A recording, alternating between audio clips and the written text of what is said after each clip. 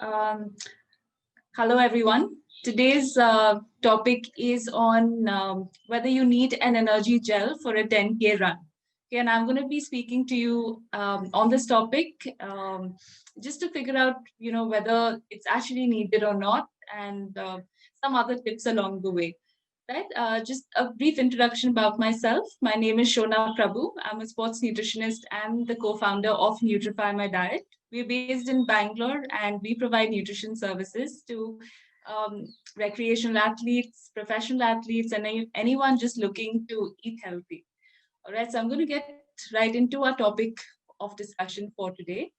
And when we talk about energy gels, it's important to understand what an energy gel actually contains, right? So, an energy gel contains two basic, uh, nutrients. Okay, one is carbohydrates and electrolytes. So, most energy gels will have a combination of these two substances. And an energy gel is basically a food supplement, right? And it comes under that category. And the carbohydrates from an energy gel, right? They actually provide the body with fuel, right? It provides the body with a fuel, which is then an energy source, and this energy source comes from sugars. So there are different types of sugars that can be part of an energy gel. It can be dextrose, it can be glucose, it could be maltodextrin. So there are different types of sugars. And then we also get electrolytes from the energy gel, which is different salts like sodium, potassium. Sometimes it could have magnesium, calcium, and these are the different salts that are part of an energy gel, because we lose these salts in the form of sweat while we're running or doing any sort of exercise, and that's what the energy gel helps to put back, right? So during a 10K, our body is losing both carbohydrates and electrolytes, and an energy gel can be a source, like a food supplement, to bring this and give the body this nutrition back. Now, it's important to understand that when you are running, right, or actually any activity for that matter, but more importantly, when you're running, your body is using two types of fuels. So one is carbohydrate, and the other one is fat. So when when you do activities that are shorter in duration and fast pace, the body uses carbohydrate as its fuel source. And when your body is undergoing any activity that's more slower paced or longer in duration, then it uses fats. So during a 10K run, when you're running at, say, race pace or a very fast pace, something above 60 or 70% of VO2 max, then your body starts shifting to using carbohydrates as its major fuel source. Whereas when you're doing a very slow paced run, right, a relaxed pace run, maybe lesser than an endurance pace, then your body uses fat as a substrate. And now the thing is, both of these are present in our body. So, for example, carbohydrates are present in our body's liver and muscle, and it's stored in the form of something called glycogen. So, for example, as depicted in the picture there, our body can store a little amount of carbohydrates in the form of glycogen in the liver, and majority is stored in the muscle, right? So our body already has some of it because we get our carbohydrates through foods, and then these foods get stored in the body. Whereas on the other hand, fats are also stored in the body, right? And mainly they're stored in the form of triglycerides, which are in our fat cells.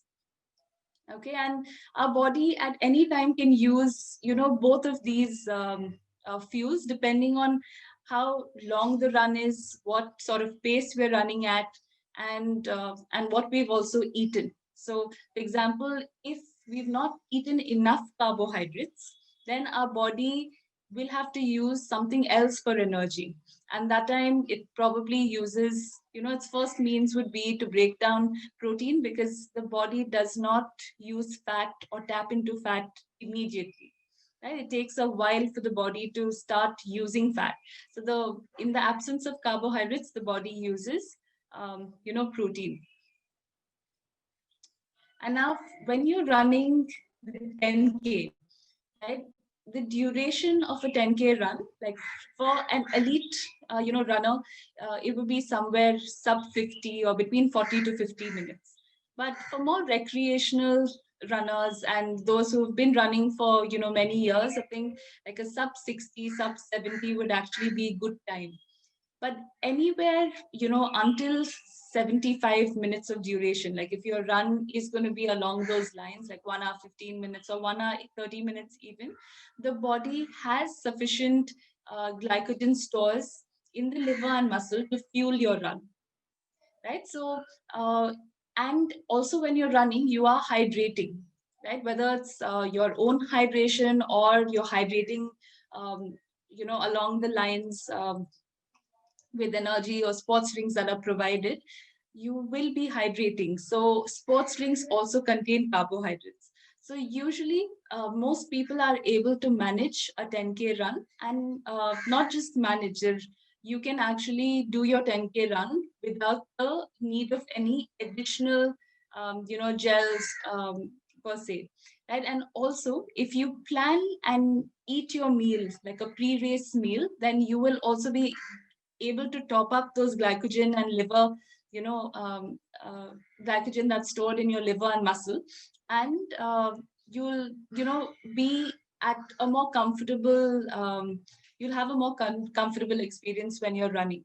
So, for example, like a good way to do this would be, 2.5 hours before your race to eat something which is rich in carbohydrates and to hydrate, and then top it up with something which, a carbohydrate food again, which is 1 hour before your race. Right? It's important to focus at this point on eating carbohydrates because they're easy to digest, and that's the fuel that you'll be using. Right? So always plan and, plan ahead. Eat meals that are very that you've experimented with. It's very important, and also that are easy on you, that you're familiar with. And I'm sure Pooja Mahajan will be doing or has already done a session with respect to how to fuel or eat, foods for really good energy. So that'll be covered then. So anyway, coming to the verdict about whether 10K requires using an energy gel or not, the answer is no. Uh, it will only come in handy if you're not able to eat a pre-race meal, right? Like for whatever reason, you can't digest food very easily in the morning, you're not used to it, or you're unsure whether by eating something you'd be able to run or not. This is especially for those who are, new to running a 10K or are doing it for the first time.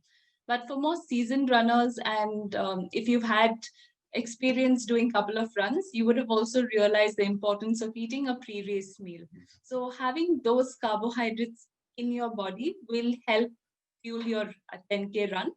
Uh, but it's only, like I said, handy for those who might not be able to do it. So in order to digest, food first thing in the morning, you've got to practice this, right? And you have to practice it over a period of few races. Experiment with it, see what suits you, and then figure out the best combination for you. In spite of that, in case you're not able to do it, then a 10K race could actually be fueled with an energy gel, right? And at the same time, energy gels are also very useful when you're doing longer runs, whether it's a half marathon or a full marathon or bike rides or any activity that is more than 90 minutes in duration, then definitely an energy gel could be a suitable replacement, because then an energy gel is practical in the sense that they're easy to carry, they're easy to digest. That's why they're made, so that our bodies don't have to spend too much time digesting it. The sugars that are available in an energy gel are in a very easy and absorbable form, so body can use it. And so these are situations where a gel would be most useful. Right. So anyway, I wish all of you the best for your upcoming runs, and I hope I've been able to provide you like an insight as to when or how to use the gel, and all the best. And also like to take this opportunity to thank Playscape Active Hub for giving us this virtual platform to spread the word, on things associated to running and awareness, basically on different elements that are involved in running and to reach a wider audience and community. So it's great to be part of this. And once again, wishing all of you a great run and a good season ahead.